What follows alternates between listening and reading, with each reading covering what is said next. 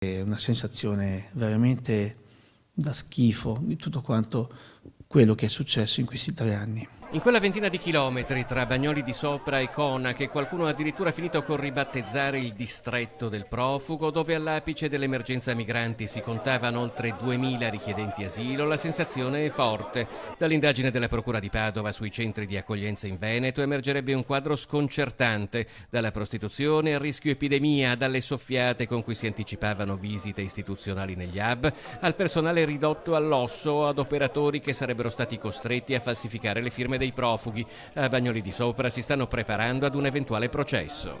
Abbiamo il dovere di costituirci parte civile e affronteremo eventualmente un processo per dare dignità ai nostri cittadini, per dargli riscontro e far valere la verità. 7 gli avvisi di garanzia emessi dalla Procura, compresi i vertici di Eco Officina, che ora si chiama Edeco, la cooperativa che gestiva i principali hub del Veneto. Non me l'aspettavo che potesse essere coinvolti anche gli ambienti della prefettura, onestamente, perché la prefettura per noi è lo Stato, insomma è l'istituzione a cui un sindaco si rivolge quando ci sono problemi nel bene e nel male, quindi questa è stata veramente una sorpresa.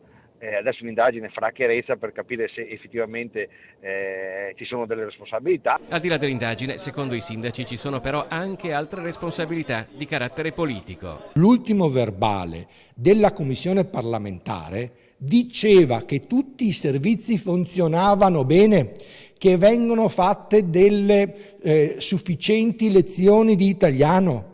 Non ce n'è uno che sappia una sola parola di italiano. Nonostante la presenza di richiedenti asilo si sia più che dimezzata nell'ultimo anno, in pochi credono al fatto che i problemi di Bagnoli di Sopra e di Cona possano trovare soluzioni a breve. Le certezze qui sono esaurite da diverso tempo, rimangono solo le speranze.